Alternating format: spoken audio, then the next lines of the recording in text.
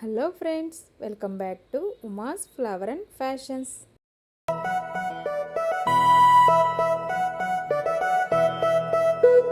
ఈ వీడియోలో అయితే మన అమ్మమ్మలు చేసే స్టైల్లో పాతకాలం రెసిపీ పాలముంజల రెసిపీని అయితే మీతో షేర్ చేసుకోవాలనుకుంటున్నానండి.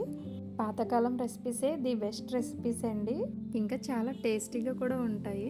ఎంతైనా ఓల్డ్ ఈజ్ గోల్డ్. పూర్ణాల కంటే ఈజీగా చేసుకోవచ్చండి ఈ రెసిపీ. పూర్ణం ఆయిల్లో విడిపోతుంది అనే భయపడాల్సిన అవసరం కూడా లేదు.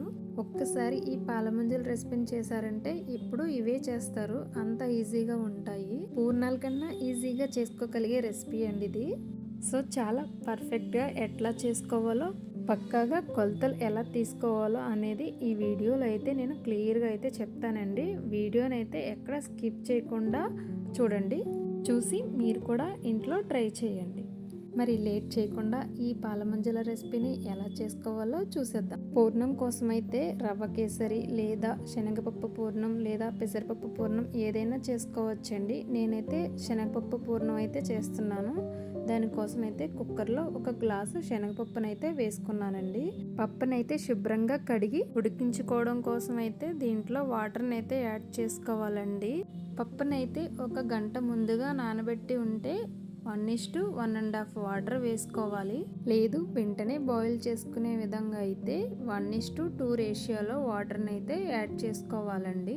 ఇక్కడ నేనైతే వెంటనే చేస్తున్నందుకు 1:2 రేషియోలో వాటర్ని అయితే యాడ్ చేసుకుంటున్నాను. ఇలా వాటర్ని అయితే యాడ్ చేసుకున్న తర్వాత ఒక 2 స్పూన్స్ వరకు అయితే ఆయిల్ని యాడ్ చేసుకోండి. ఆయిల్ వేయడం వలన అయితే కుక్కర్ విజిల్స్ వచ్చేటప్పుడు పైకి పొంగకుండా అయితే ఉంటుంది. సో ఆయిల్ని అయితే 2 స్పూన్స్ వరకు అయితే యాడ్ చేసుకోండి. తర్వాత ఈ ప్రెషర్ కుక్కర్కి మూత పెట్టేసి ఒక 2-3 విజిల్స్ వచ్చేంత వరకు అయితే బాయిల్ చేసుకో. 3 విజిల్స్ వచ్చిన తర్వాత స్టవ్ ఆపేసుకుని కుక్కర్ ప్రెషర్ పోయేంత వరకు చల్లారనివ్వాలి. కుక్కర్ ప్రెషర్ అంతా పోయాక దీంట్లో ఉన్న వాటర్ని అయితే సపరేట్ చేసేసుకోవాలి. ఆ వాటర్ని అయితే నేను వేస్ట్ చేయకుండా రసాన్ని అయితే ప్రిపేర్ చేస్తానండి. ఆ రసం చాలా టేస్టీగా ఉంటుంది. మీకు ఎవరికైనా కావాలంటే కమెంట్ చేయండి. ఆ వాటర్తో రసం ఎలా ప్రిపేర్ చేస్తానో వీడియో అయితే చేస్తాను. ఇక పప్పు విషయానికి వస్తే పప్పునైతే ఇలా ఉడికించుకున్న తర్వాత అక్కడక్కడ కచ్చాపిచ్చగా అయితే మ్యాష్ చేసుకోండి. పూర్తిగా మ్యాష్ చేసుకుంటే అదొక రకమైన టేస్ట్, అక్కడక్కడ కచ్చాపిచ్చగా మ్యాష్ చేసుకుంటే అదొక రకమైన టేస్ట్ పూర్ణం. దీంట్లోకి పప్పు అయితే ఎంత తీసుకున్నామో సేమ్ అంతే క్వాంటిటీలో బెల్లాన్ని అయితే వేసుకోండి. అలా వేసుకుంటే కరెక్ట్గా స్వీట్నెస్ అనేది సరిపోతుంది. ఎక్కువగా తినేవారైతే 1-1.5 బెల్లం అయితే వేసుకోండి. తర్వాత స్టవ్ మీద పెట్టుకుని దీన్ని దగ్గరికి పడేంత వరకు అయితే ఉడికించుకోండి. 4-5 యాలకులను అయితే ఇలా పౌడర్లా అయితే దంచేసుకుని ఉడికే పూర్ణంలో అయితే ఈ పౌడర్ని అయితే వేసేసుకోండి. ఈ పూర్ణాన్ని అయితే దగ్గర పడేంత వరకు కూడా మధ్య మధ్యలో ఇలా మిక్స్ చేసుకుంటూనైతే ఉండాలి. ఇలా మిక్స్ చేయడం వల్ల పూర్ణం అనేది తొందరగా చిక్కపడి దగ్గరగా అయిపోతుంది. పూర్ణం అనేది ఈ టెక్స్చర్లోకి రాగానే స్టవ్ ఆపేసుకోవడమే.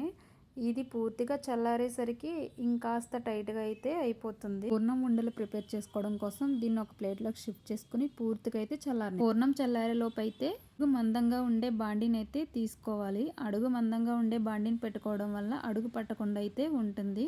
పూర్ణం కోసం ఎంత పప్పునైతే యాడ్ చేసుకున్నామో సేమ్ క్వాంటిటీలో ఈ బాండీలోకి బియ్యం పిండిని కూడా యాడ్ చేసుకోవాలి.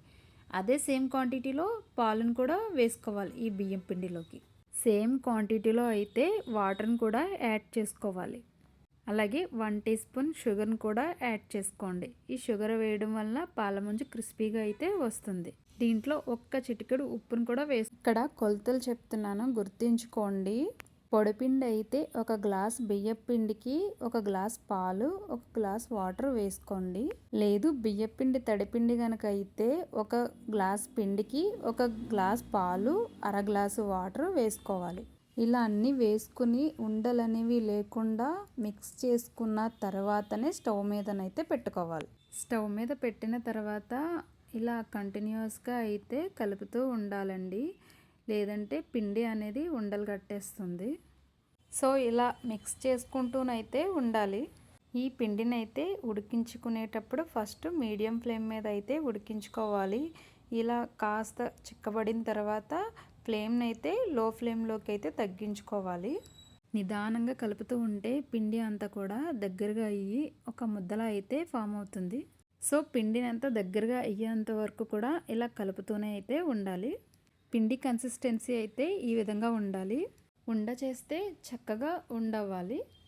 సో ఈ కన్సిస్టెన్సీ వచ్చిన తర్వాత మూతను పెట్టేసి స్టవ్ని అయితే ఆఫ్ చేసేసుకొని ఈ గిన్నెని పక్కకు దించేసుకొని ఈ పిండిని గోరువెచ్చగా అయ్యేంత వరకు అయితే చల్లారనివ్వాలి.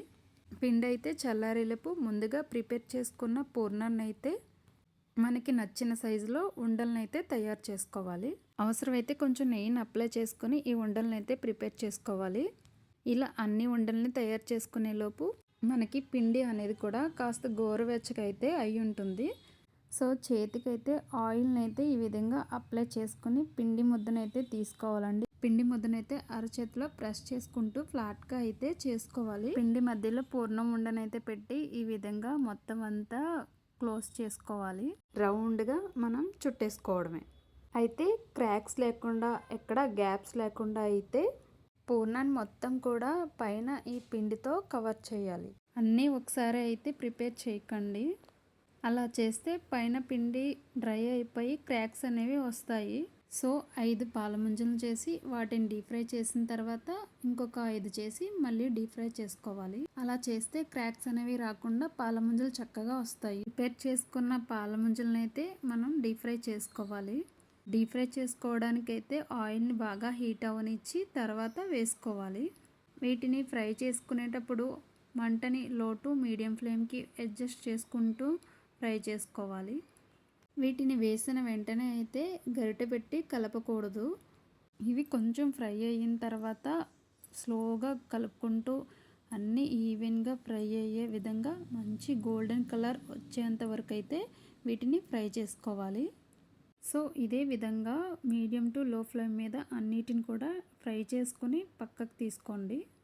అంతేనండి, మన అమ్మమ్మలు చేసే స్టైల్లో పాలముంజల రెసిపీ అయితే రెడీ అండి. చాలా సింపుల్గా చేసుకోవచ్చు. నేను చెప్పిన కొలతలతో ఎగ్జాక్ట్గా ఫాలో అయ్యి కనుక చేస్తే పాలముంజలకి ఎక్కడ క్రాక్స్ అనేవి అస్సలు రావు. ఆయిల్లో విడిపోకుండా పర్ఫెక్ట్గా వస్తాయి. సో నేను చెప్పిన కొలతల్ని యూజ్ చేసి ఈ దీపావళికి ఈ పాలముంజల రెసిపీని అయితే మీరు కూడా ఇంట్లో తప్పకుండా అయితే ట్రై చేయండి. ఇలా గనక చేస్తే అస్సలు ఒక్కటి కూడా విడిపోకుండా అయితే వస్తాయండి. చాలా టేస్టీగా అయితే ఉంటాయి ఈ పాలముంజలు. వీడియో నచ్చితే తప్పకుండా లైక్ చేయండి. అలాగే సబ్స్క్రైబ్ చేసుకొని పక్కనే ఉన్న బెల్ ఐకాన్ క్లిక్ చేయడం అస్సలు మర్చిపోకండి. Thank you for watching.